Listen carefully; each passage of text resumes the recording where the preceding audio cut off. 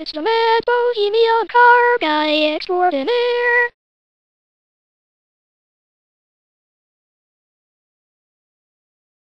Welcome to Super Dave's Impala Artifacts. Today we're attempting to reconstruct the life of this 1972 Chevrolet Impala fender to bring it back to its 1972 General Motors luster. We've been trying to recreate this for some time, and we think we have the formula down. Lots of love and attention. A little bit of duct tape, and maybe even some welding wire. We'll take care of it. Super Dave. Hi, ladies and gentlemen.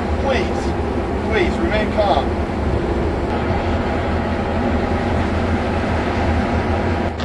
Right now, we're kind of checking the inner structure and integrity of the inner structure.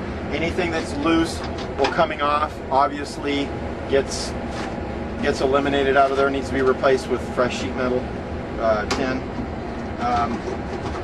Some of the stuff we're going to have to fake a little bit. This is not going to be the exact General Motors tolerances and etc. But all in all, appearance-wise, strength-wise, we'll probably be in better shape than the factory stuff. So we'll be all right. We don't have any major problems here. But all the little things together cause you some grief and some rattling and everything if they're not addressed. And please, do not attempt this at home. It's not wise. Unless you're from Michigan, please. Okay. No offense, okay?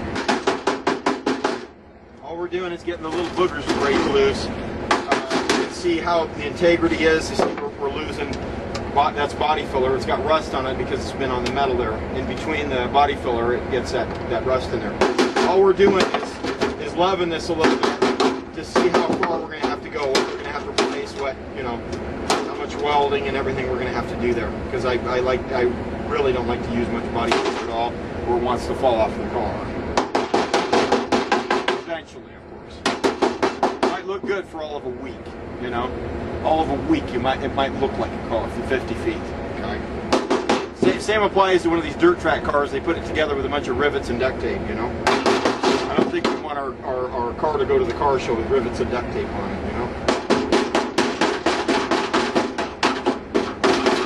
But this is acceptable in Pennsylvania. This is acceptable in New Jersey and Pennsylvania. Not 50 states, please.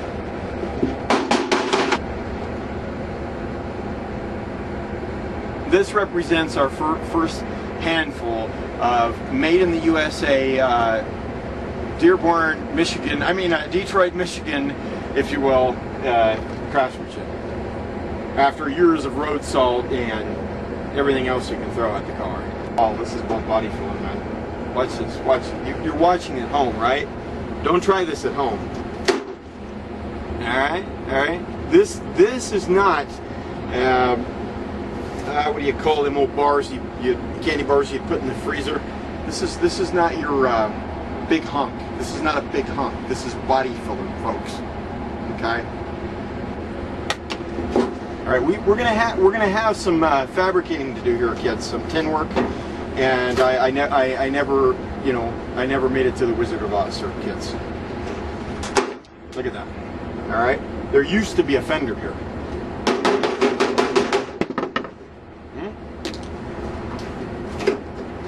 So we're going to have to make an edge here for this fender. Literally make an edge. So that we have a solid piece here of tin. The next step, to take the torch, heat up all this body filler so we're not grinding the metal down to nothing. Get most of the body filler and everything off of this, fender. Again, without doing a bunch of grinding and losing the integrity of the tin and heating it up and everything else. Really, kids, do not try this at home. Alright, to save undue grinding, breathing all this lovely and wonderful Bondo dust, folks, we're going to use a little bit of liquid wrench, or heat wrench here, if you will, on the small scale, because we don't want to warp the metal we got either. Look at that. Is that beautiful or what? Alright? This is not Martha Stewart, and we're not toasting marshmallows, okay?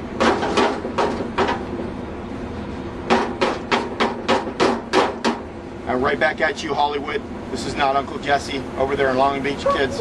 This is the Mad Bohemian. Remember, don't try this at home.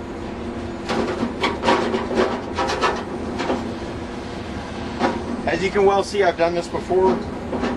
It helps you to get through many layers of paint or body filler right rapidly. And later we'll be having shish kebabs if you're getting a little growling in the midsection there.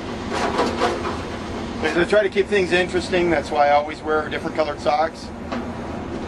My mother didn't always just tell me not to join the circus. She said, you know, I gave you the big feet, son, because you're a clown. But all kidding aside, we're gonna love this fender and back into a usable little fellow. We lost our flame there. We'll try that again.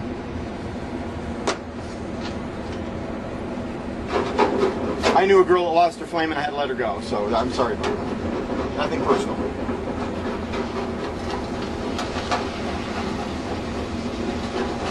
Oh, I needed that.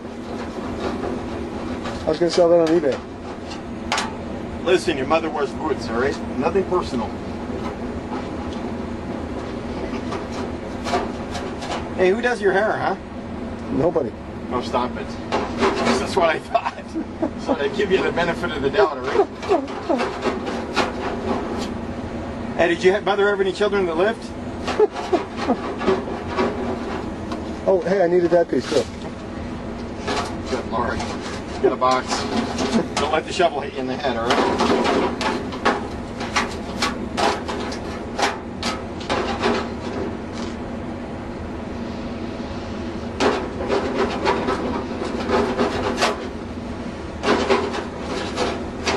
By the way, this is not after 27 years of chewing gum. I've actually done, again, I've done this before. On a smaller scale, I used to be a Hot Wheels technician.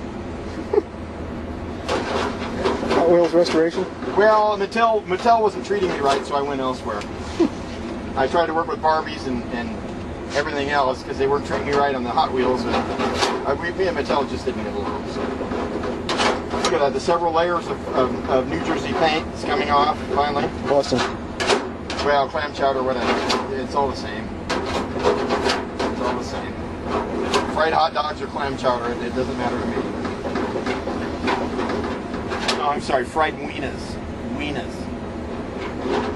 Oh, and if you're from back east, really, I'm terribly sorry about the wieners, all right?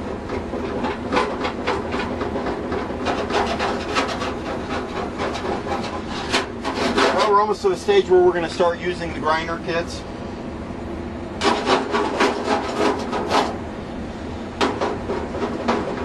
The first step in any of the repairs is get yourself down to metal, find out what's left of the car. I don't care whether it's media blasting, I don't care whether it's grinding or heat or something, and a putty knife, you've got to get down to the metal.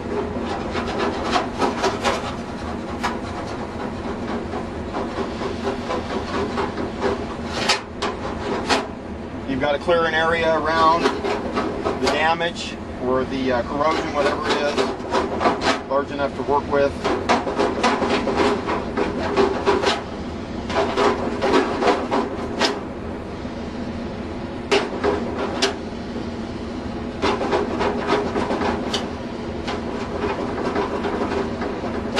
And if this is boring the hell out of you, make some popcorn.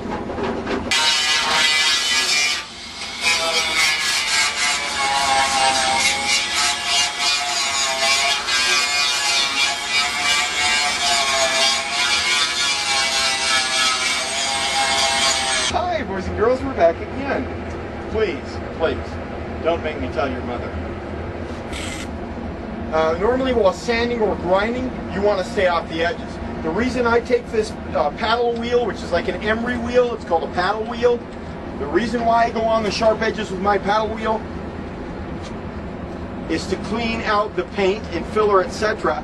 that gets inside of the abrasive and makes it so it heats things up rather than cutting off things, grinding them off. Okay? But wear your glasses. I don't care how many dummies you see on TV, including Jesse himself, doing this stuff without glasses or whatever. Protect yourself. Don't be a dummy.